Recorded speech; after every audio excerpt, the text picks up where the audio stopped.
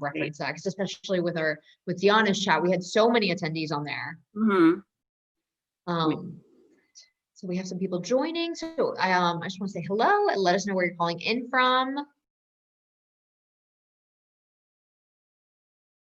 And then I will share this video just 1 second once I get this up. Oh, there we go.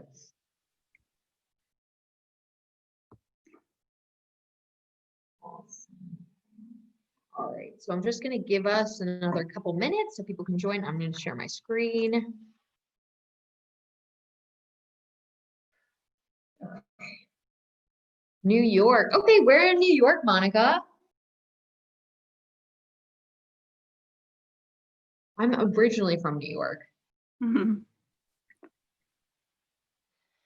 Amy, where are you located? So I am located in the San Francisco Bay Area. Oh, nice. California. And how have things been going there with everything around coronavirus now? It's definitely been a moving target, and we are, I'm based in a county called Santa Clara, which is sort of on more of the peak of the corona scale. And so we've been later to open up, but things are slowly opening up. And so we're excited to see how that progresses, but it is going to be quite a while before things, get back to any sense of normalcy. Definitely. And also thinking about normal, what is normal now, right? Right, exactly. What does that look like? Yeah, we can, I think we'll touch on that quite a bit in this conversation today, hopefully. Yes, definitely. And then we will. Okay. All right, perfect. So let me just hit record. And you can hear me, right? Yes. Perfect. So let me hit record. All right. So hello, everyone. Thank you so much for joining us today.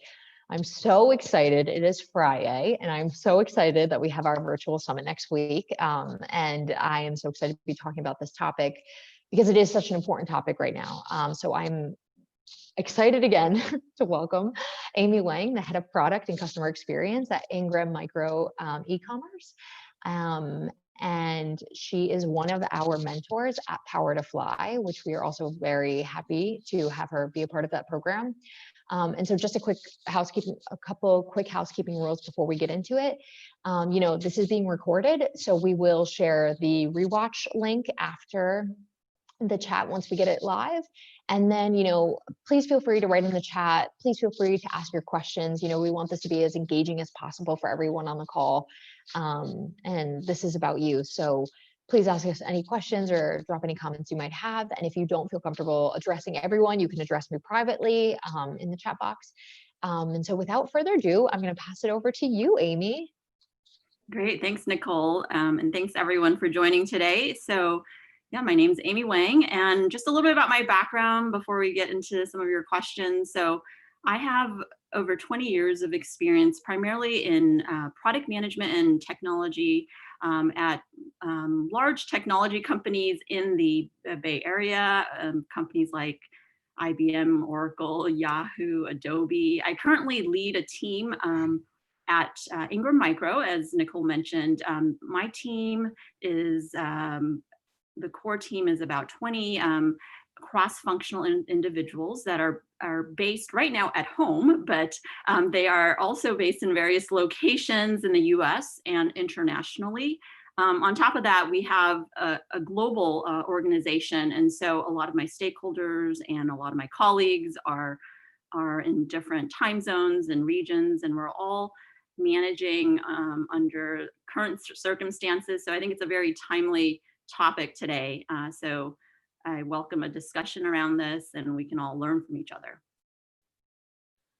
Amazing. And, I kind of actually want to get into a question that I kind of have, and it's probably in line with some of the pre-submitted questions, but, looking at the situation, and obviously having worked with a global team previously and previous to the pandemic and now, so all working remotely, you obviously have a lot of experience creating that connected team culture with working internationally. But so I kind of want to ask how you fostered that from the beginning and now have switched to that.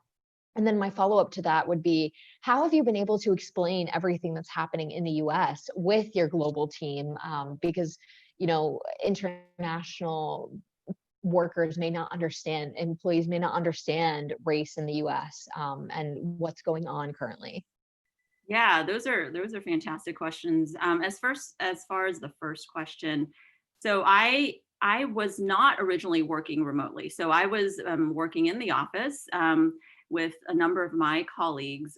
We did have a very remote based team as well, but obviously, it's a huge adjustment for a good portion of my team to now be sheltered at home and transitioning to that. So a lot of what has happened is been a challenge and an evolving thing.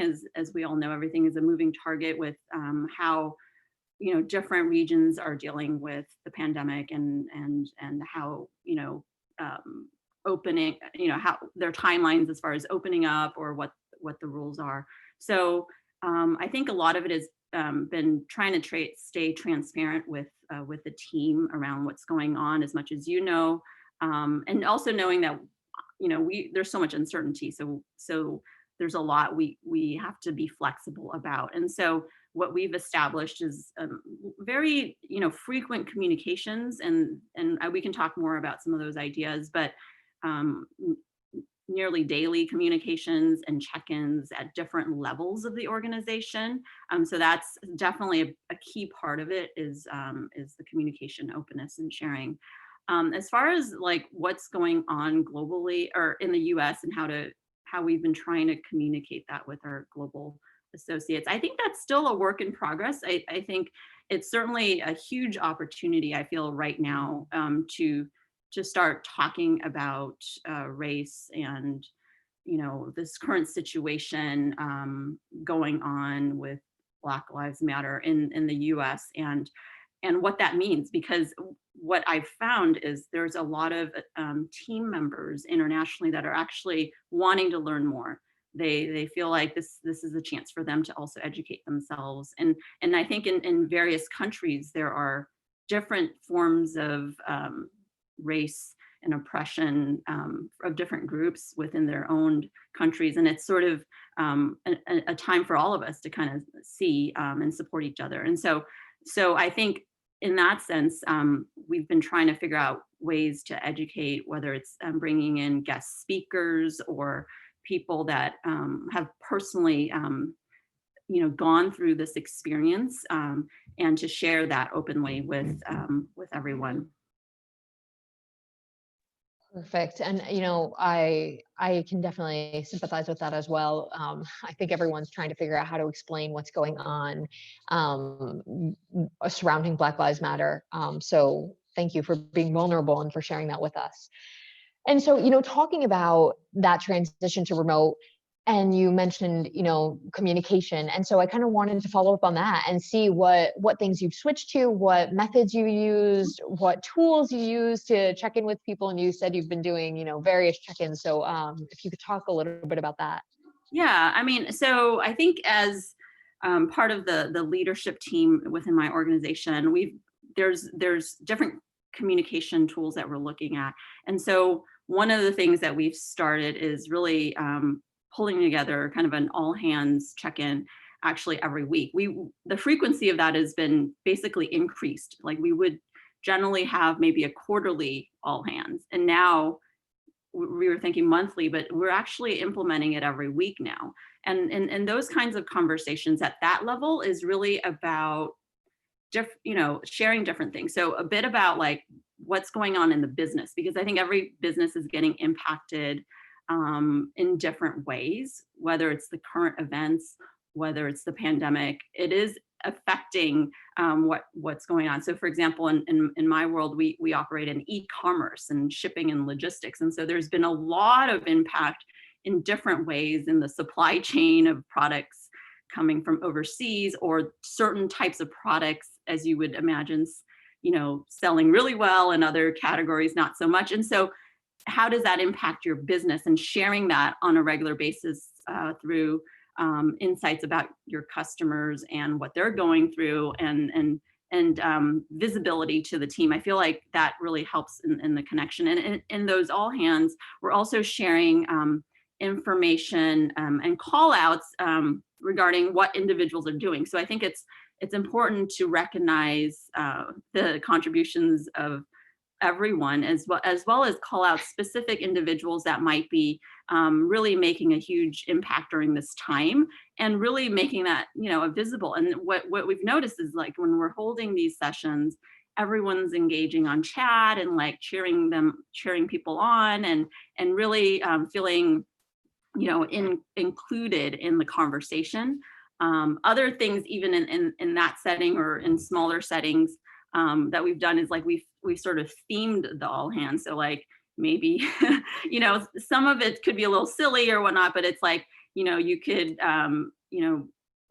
pajama day or whatever, different hat day, and different types of themes to kind of encourage just a little bit of fun too, despite the heaviness of some of the situations going on when everyone's working at home and dealing with all the other things. And then obviously recognizing that that people are going through tough times, and that recognition that we have to build in flexibility in everyone's schedule, and that we're open to listening. And so that, this is one example. I have other examples as well. We can certainly keep talking about them. I don't know if you have other questions or that I can speak to as well, or I can continue to share some other ideas.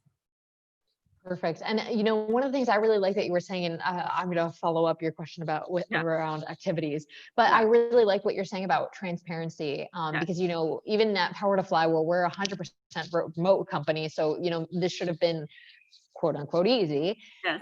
We went from having one weekly org call a month to now weekly we have them, because it is really important to know, where do we stand? There is so much uncertainty, especially depending on where you live, how your state or your country, wherever you live, how they're handling it can also affect everything that you have going on, especially if you have kids or elderly family members, whatever else you've got going on there. So I think that's super important. I wanted to ask the audience if they have any questions that they want to ask. Feel free to take yourself off mute, drop a question in the chat. This is all about you. So I want to leave that open.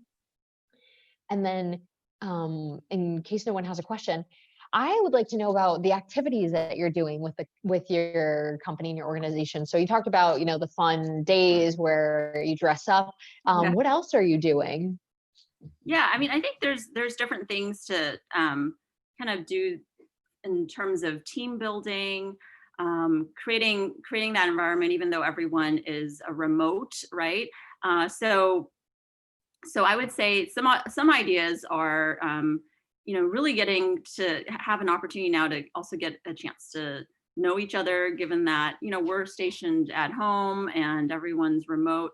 Things that I've done during this time are, like team trivia, where essentially people are submitting to me some really interesting facts about either their background, where they're from, their talents, their interests. And it's amazing, like when you put that all together and then you kind of make a game out of it, how engaging that is, and also how much you get to learn about your team through that experience. And it makes it really a kind of a fun thing.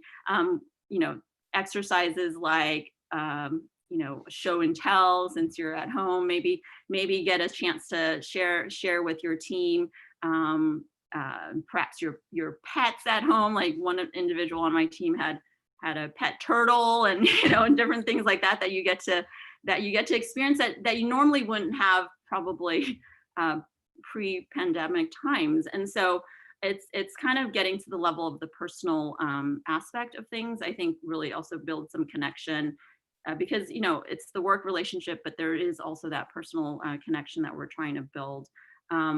Other things, like there are platforms out there, like we use a platform called Bonusly, which essentially is kind of a reward system where It's all online and everyone signs up, and you actually get points that you can allocate to different individuals on your team, your peers, that you really want to appreciate and call out visibly on, and share with other people. And at the same time, you give them points, and then they can actually redeem them for actual rewards, like gift cards and things like that. So those are some other ideas. I would say that if I had talked about, like, you were talking about the org level communications. There's also, checking in with people one-on-one, as well, which is really important.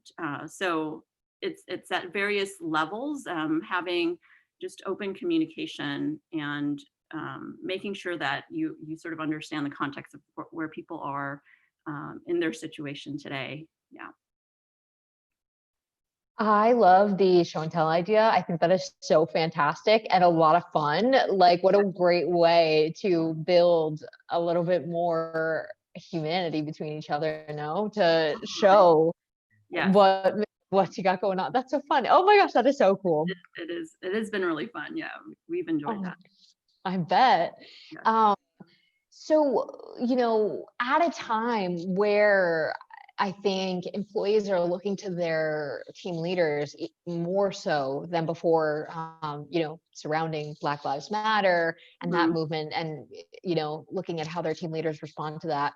And, prior to that with coronavirus, how can team leaders make sure they're fostering a connected environment? What steps can they take?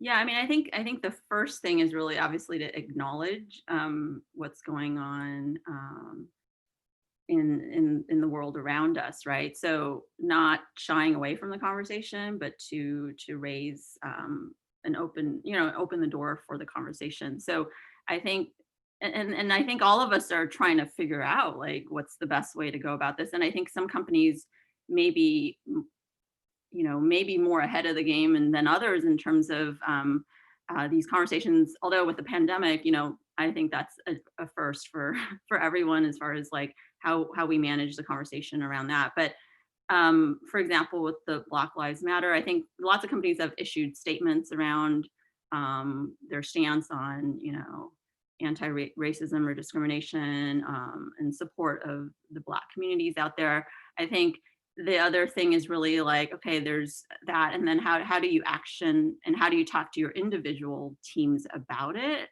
So I think the first step is really just to open up the doors, and also state that, you don't know all the answers, so you're also looking to get feedback and to learn. I think, as an Asian American woman here living in the US, I've had my own share and my own experiences, along, the lines of like my experience with racism or discrimination. And so there's that sort of personal bit, but what's happening in the world is different, right? So I'm looking also to learn and to make an impact. And so I think a lot of leaders are looking for that right now. And so no matter where you are in the organization, I think it's great to share your voice around this. I think some people have maybe a difficult time kind of wanting to talk about it. It could be a sensitive topic, but I think unlike any other time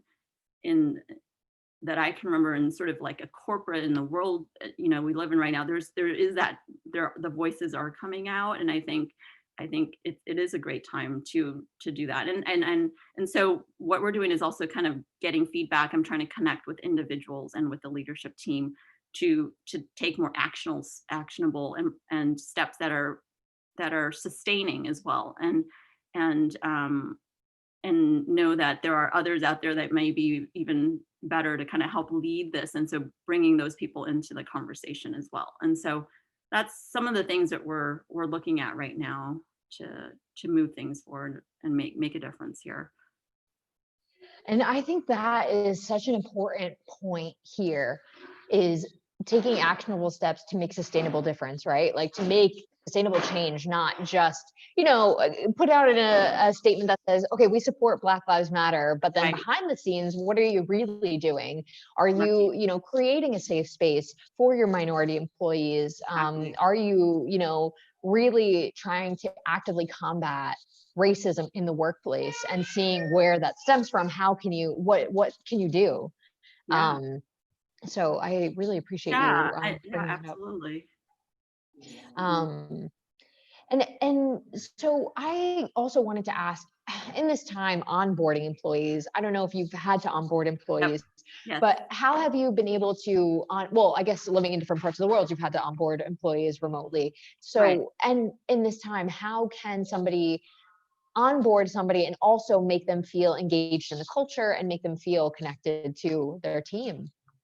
Yeah, and we've certainly been onboarding individuals and also interviewing individuals during this time. I know in some companies that's kind of been put on hold, but we've had the fortune to be able to do that. And so essentially, like, first of all, I would say I would speak a little bit to the interview process as well, because I think as you're interviewing, it's also important to understand that the person that's applying to your company, it's important for them to also empathize with what they're going through, because I think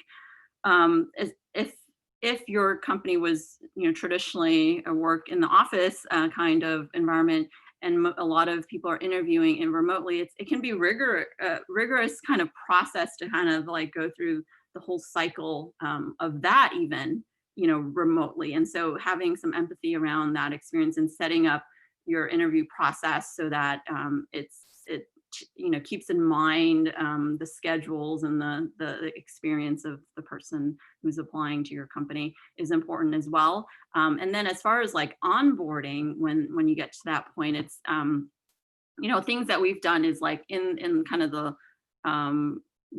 larger meetings I was talking about, make sure that you're introducing them and sharing a bit about them in to the entire organization. We've done things like kind of like a virtual meet and greet for smaller groups. So normally you would walk the person around the office and introduce them to individuals, but because we can't do that, we're hosting smaller sessions with the folks that they normally would be working with, and doing that really early and right at the beginning of kind of the process, because that just makes them feel included. And we've gotten feedback that's been really good. And obviously involving them right into the projects, and recognizing how difficult it can be. And then part of my team is responsible for training content and developing actually onboarding content. And so what's been great about that is being able to online videos and documentation of, say, whether it's about our product, our services, our technology, that there's a place where new hires can go to learn more, self-service, but also that we're just building a team culture around welcoming the individual. You have to make more of a concerted effort than maybe normally would be the case. So we don't want the individual to feel like they're walking into a very unknown place. And so it's about the culture as well as some of the tools that you can do to help make them feel welcome and connected. Definitely, definitely. And I never thought, so when I first came to Power to Fly, everyone was talking about how they love the culture. I'm like, okay, what? Okay, yeah, like obviously I'll stay here and I'll figure it out.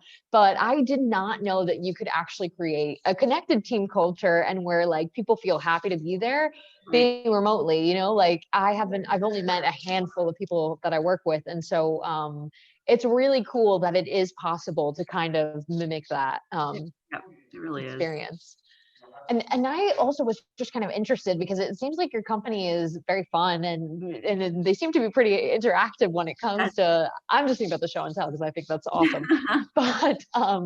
But were there things that you previously did when you were in the office that have kind of translated to the virtual setting? I mean, I don't know if it's like maybe a happy hour or if there were certain events that maybe you all got together. And so I was wondering if you could talk about Yeah. that. Yeah, certainly. yeah, the in-person of things, like for example, on our technology side, we would have things like daily stand-ups that they're kind of quick check-ins with the teams, 15 minutes. Those are now been translated to online versions. But certainly around more of kind of the team and creating more of a social aspect, or even like the chit chat that you would have around the water cooler and the coffee machines, like those things, have been replaced by different things such as, yeah, like happy hours, as well as, for those that don't enjoy happy hours, like afternoon tea time or whatever, is of your choosing. We've done those.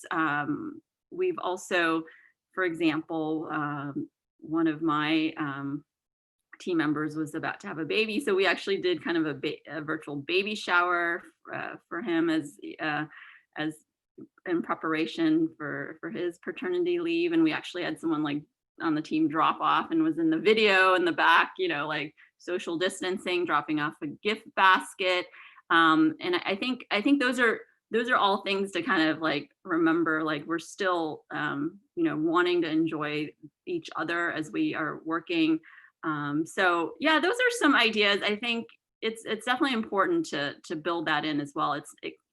Because it can get rigorous, because one of the things that has happened because everyone's now remote is that we're having a lot more meetings, and that can be draining for individuals, especially those that are juggling the family at home, which I also have going on. And so it's important to kind of build in breaks, but also things that are just more casual check-ins.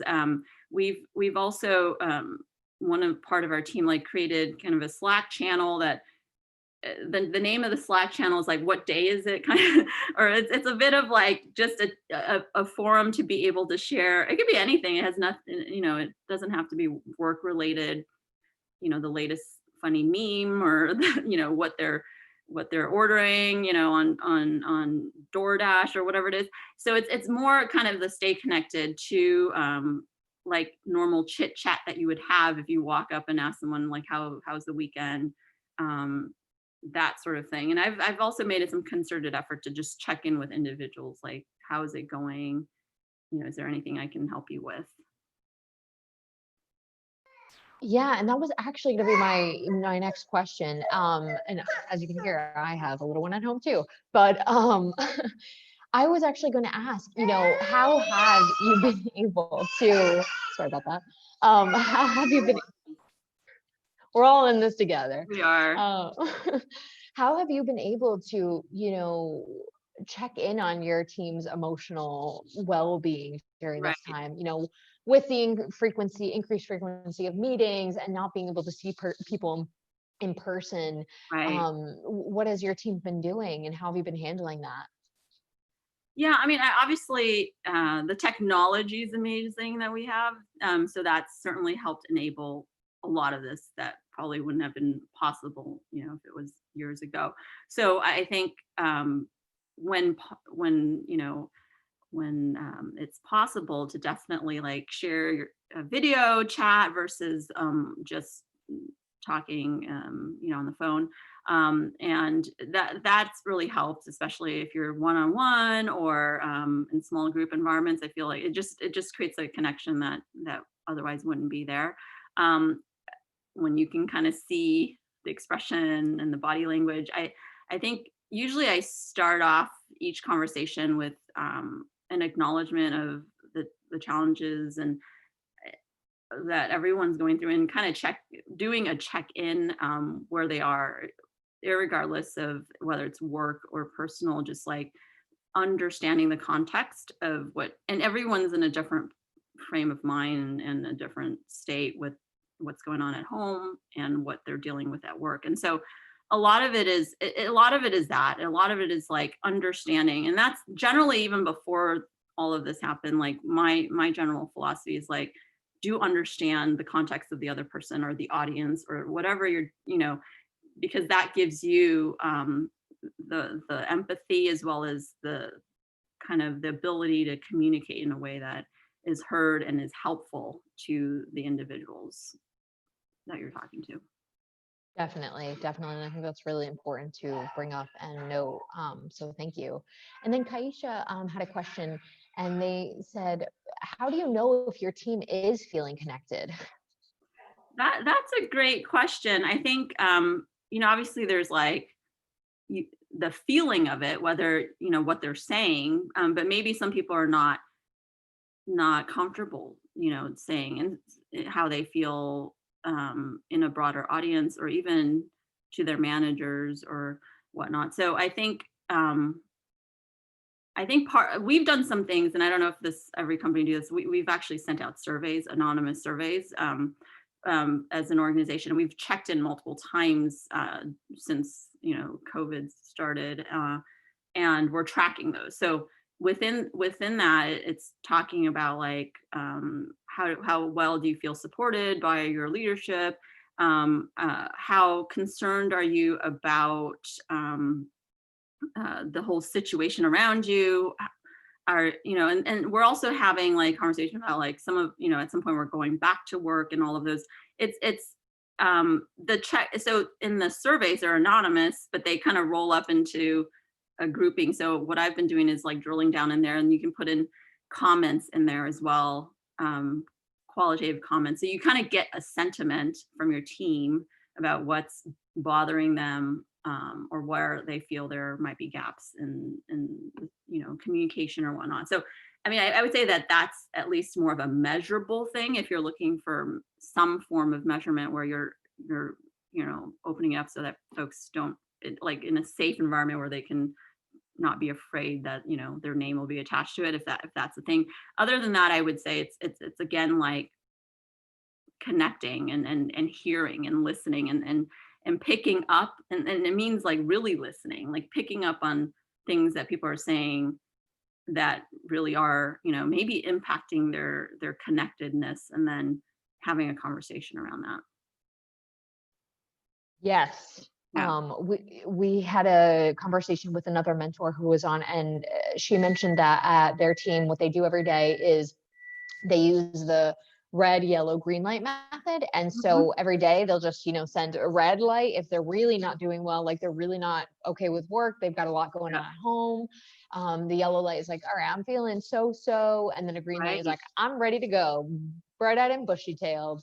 And I think that that's a Right. really awesome way to start tracking how people are feeling. And so, if somebody's has a red light, you're not pinging them a million times saying, did you get this done? Did you get this done? Because that's probably not going to help at the end Right. of the day. And, being attentive of that.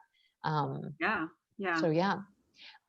So we are unfortunately at time. So I've loved this conversation. And I think that there were a lot of amazing things that you mentioned, a lot of actionable tips and strategies, and the show and tell, which I love. So I'm really excited to take that back to my team. And so I want to say thank you so much for being with us. And I want to say thank you so much for everyone on the call. We will definitely have Amy back to discuss more topics like this. And I do just want to shout out again that she is a mentor at PowerToFly. And so you can find out more about the mentorship program by going to PowerToFly/mentorship. And I will also include that in the follow-up email. So thank you so much, everyone. And thank you, Amy. Thank you, Nicole. Thank you, everyone. Bye. Bye.